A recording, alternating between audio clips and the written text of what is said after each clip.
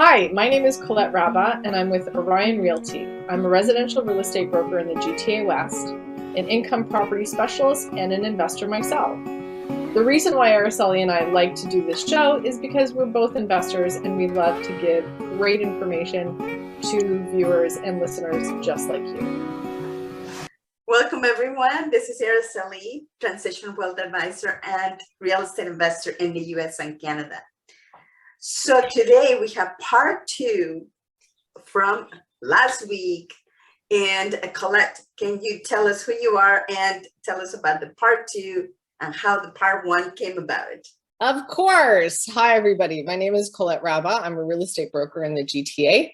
I help lots of people find homes, but I also am an investor like Araceli, and that's why we love each other. We love talking about real estate because we think that there's not enough information out there for the average person to think about investing. How do I do it? What's the downfalls? What are the good parts? All that stuff. So that's why we like to do the show.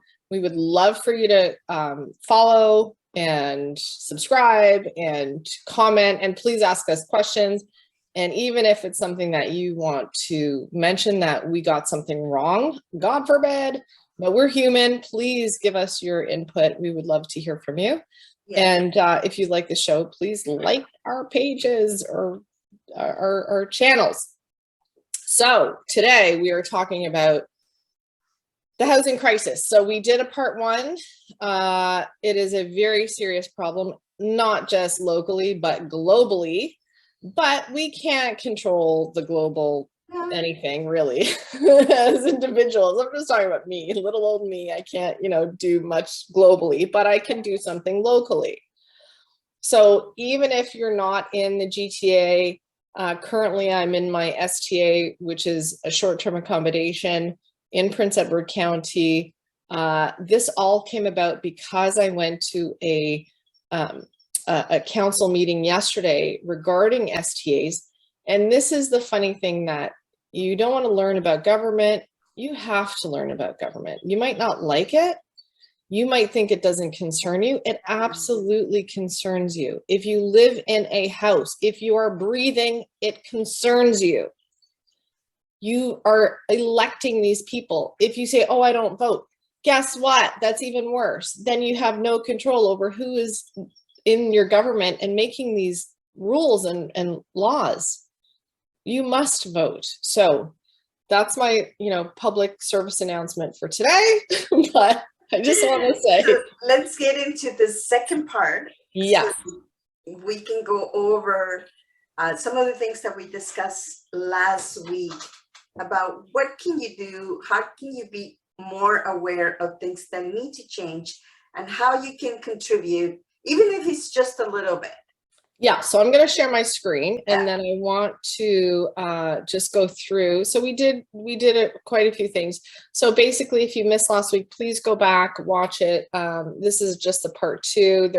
Because there are so many ways to actually be able to solve, at least, if not solve, but to help the housing crisis. So just to let you know where we're coming from, this is a national problem. Let's just call it a national problem for right now. And you live in a local community where you have a local government that can, you can actually do something about it by talking to your local councillors. So national problem, over the past 2 years, housing prices have gone up by 50%. So we're in Canada. You can get these statistics for your own country, but the typical home price in Canada across the country, not just in the GTA, is over 800,000. I think the GTA, it's over 1 million. So how are young people going to afford it? How would if I don't own a house now, I don't think I'd be able to afford it myself. So these are a couple things that this is part two. The first one had 4 ideas. These are 4 different ones. So let's just talk about the words. Maybe you don't know what infill means or what urban sprawl means. That's going to be another show. We're going to talk about terms. So basically it is what it sounds like. So urban sprawl is when you have a lot of land and people are building these massive homes on huge properties and you just sprawl out. You don't want that. When you have jobs in a certain area. You want to have a lot of housing where people don't have to commute 2 hours. You want to live and work in basically the same area, right? Mhm. I don't think I'm any different. Well, that's ideal if you can. Right. So to curb that, this has to be, and I don't want to pick on the government, but I can't physically do it myself. But if the local government says, let's reapply to have the properties rezoned as multifamily, not single family dwellings, wouldn't that be good? Yeah, well, you can have more people closer to where they work, Right. and then it'll be a little bit more affordable as well. Right, you'd think so. And because you don't have to buy a car, you don't have to commute. So this isn't a bigger ask than, you can't just tell your neighbor, oh, well, you can't build your McMansion on that property. It's zoned to have multi-unit dwellings in it. So we're not going to give you that permit to build your big house. People don't like to hear that. Of course, you're going to get people saying, how dare you? This is my property and this is what I bought it for. But moving forward, this is something that, you know, you can't have a problem without a solution. You have to come up with something. Yes, you probably vilify the government for making these rules, but somebody has to do it. So how do we solve this problem? The other thing too is build more rentals. So this goes hand in hand with the infill, not urban sprawl. Build more rental buildings, not houses. So you can have not just rental houses, but you can have a mix of rentals and condos that are being purchased. How many people want to invest? They can only afford a condo and then they end up renting it.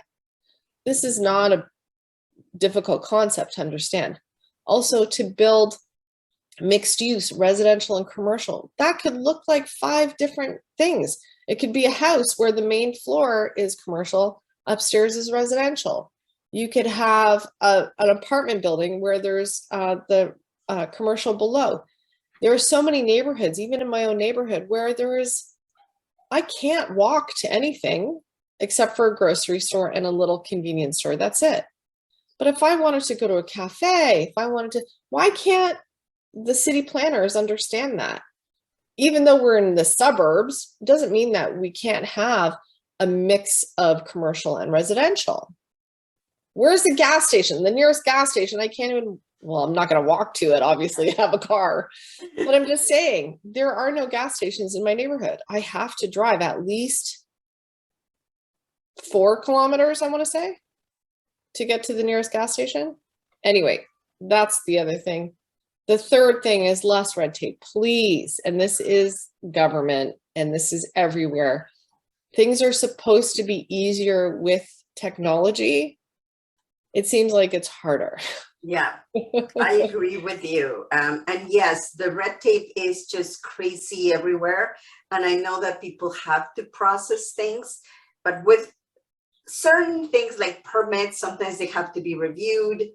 Right. But if there's something simple that can be just filed online, I don't see why they still have to wait and wait and wait forever to get something approved.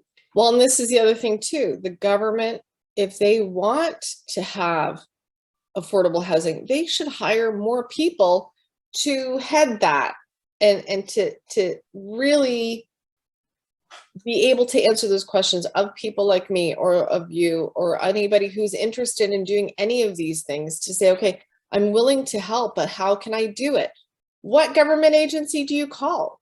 Who do you talk to? Yeah, You hard talk to to your, find. right, you talk to your local counselor and say, hey, this is something I'd like to do. What can I do? And it's up to them to say, this is what you're allowed to do in the eyes of the local government, or you're not. And sometimes it's just, it takes so long to find the answer. And even within the organization, you go to the city and they don't know. They just say, well, go over there. And then over there, they send you over here. Yeah, this is incorrect. You have to go back. Right. And the other thing too, I'll give you an example of red tape. So if and I've done this, I did this years ago, and I said, I'd like to change my basement into a second unit. How can I do it legally? So in the city of Mississauga, when I asked, it was not legal. You could not do it period, end of story, the end.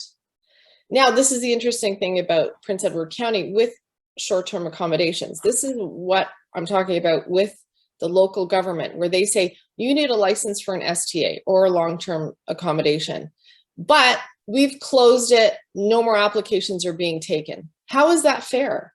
How is that fair to people who actually want to follow the rules, but they are not even given the opportunity?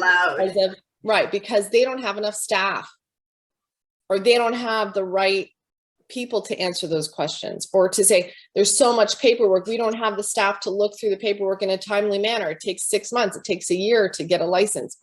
So this is what I'm talking about, the less red tape. If they hired more people, and I'm making it very simple here, and maybe I'm incorrect about that, I'm not saying this is across the board correct, but when there is not enough staff to answer these questions or to fast track these permits and stuff, that's when people start really getting upset with that, because we do want to help as a community. We want to help people find homes and housing.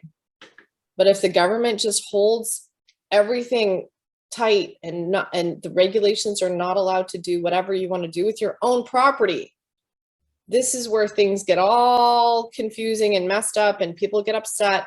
Like that council meeting, if you've ever gone to a council meeting, I highly recommend. We all should do it. Even in school, kids should sit through a council meeting to see what the heck adults go through. It's very interesting. Anyway, so that's the thing I'd like to say about fast tracking. If there is a way to do it, I'm sure somebody's doing it right on the planet. There's somebody doing it right. So let's learn from them. Yeah. And the last thing I have to say is about the Landlord and Tenant Act. You know it, I know it. I don't want to know it, but we have to. As landlords, we have to know it. So the Landlord and Tenant Act is very skewed, in my opinion. Don't beat me up. In my opinion, that they support tenants, not landlords. So it's very skewed. When you want information as a landlord, the LTA does not answer. They want you to get legal counsel, either a lawyer or a paralegal, to answer those questions, which I have a very bad taste in my mouth about that. And that's again, government body set that up. So for example, what I say about supporting landlords, make it easier to remove bad tenants. Why do you think people don't want to become landlords? They don't want to become landlords because they're so afraid of saying, I'm going to be stuck with this person. That's it. And I can't get them out. There are places, again, on the planet that they're doing it right. They make it easier to get those tenants out. Yes, I'm a human being. I'm not going to kick out someone with 20 kids and, it's in the middle of winter. I get that, but that's really my choice, that it's my property. I need to protect my property. And if that tenant is that bad, you give me no choice to let them go. And it's their choice for treating the property badly or not paying the rent, et cetera, right? Absolutely. Anyway, so, and Araceli gave me this great idea. Well, she didn't come up with the idea, but she knows.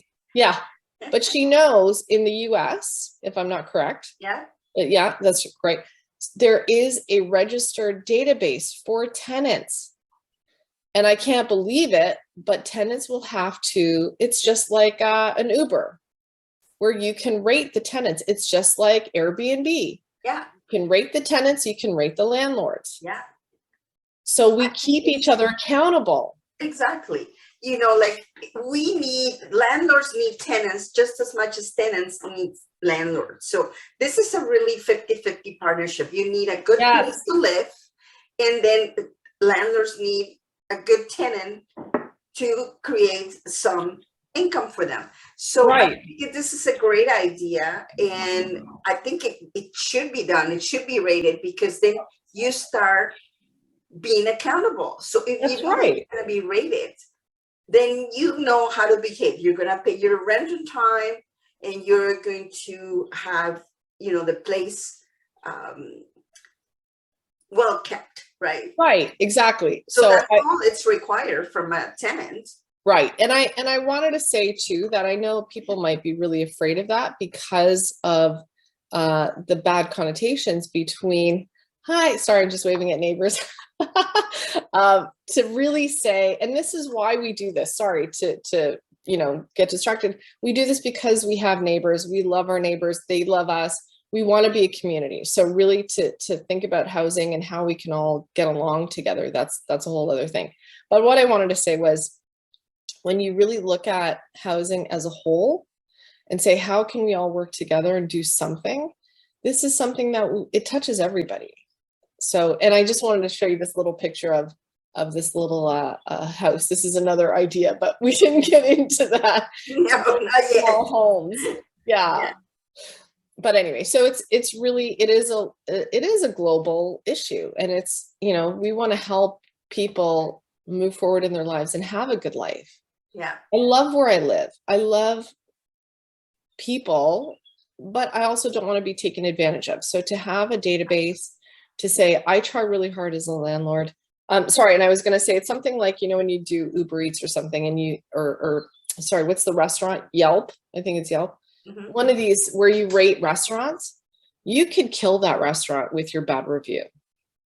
You could also kill, not technically physically kill them, but you could kill a landlord's business, or you could kill that tenant from ever finding something. So we try harder. We try and be respectable. We try to respect the other party. And I think a database is a great idea, but it has to be somewhat policed. Can I use that word? Well, I think that if you are a landlord, it is your responsibility to register the name of the tenant, because you're still doing due diligence. So you're going to do some investigation, right, before you actually rent the place.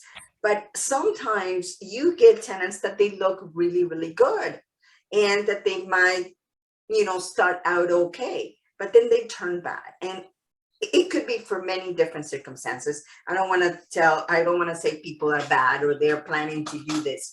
But if people go through different circumstances in life, and now they lost their job, or they get separated, or something happens with their health, things change for them, and now they become bad tenants. They don't take care of the property, they don't pay on time, all of these things. And you need to register that. I think landlords should be responsible for that. Right. And I think that should be also for landlords too, because if you have, let's say you have a multifamily, so you have a small apartment building, and there are 5 complaints, and then you're a tenant and you want to move into that building, for you to have that little bit of information about the building, or about the superintendent, or about the landlord, like these are things that, the other thing too, what if you rent an apartment and the owner is in a different country and they can't get in touch with them, and there's a flood or there's some issue? Like, this is something that you can't really lie about it, but it's also for a new tenant to ask the landlord, hey, listen, I read this review about you. Do you want to talk about it? You want to explain it to me, and get their side of the story, but at least you hear the story. Yeah. That I tell you one thing, Colette. This could actually, it's kind of tricky, because of course what happens is that sometimes there is a restaurant, for example, and this is a perfect example. You go there and there's always really, really good service, but sometimes, something happens, and it's one thing, and it could ruin the reputation of it, right? And it's the same with tenant landlords and everything like that, right? Sometimes people, they just want to complain because they just want to complain, right? With no valid reason, right? So how can you police that as well, right? So, but that's the easy answer, because when you go to something like Airbnb, that's very, very simple. You have reviews, and then you can, as a landlord, let's say in this case, you can go and answer that tenant on public forum to say, I'm sorry you didn't like the pillows, but I just want to let you know, whatever the answer was. So obviously, what's the big deal? Like, okay, fine, bring your pillow next time. But it's obviously, with the landlord tenant situation, it'll probably be a bigger problem. Yeah. But if it's something that you can even write good reviews about that landlord, saying, he's on call 24/7, he fixed my water heater, he helped me with this, he, during COVID, he helped me out with that. So things like that, it's not all negative.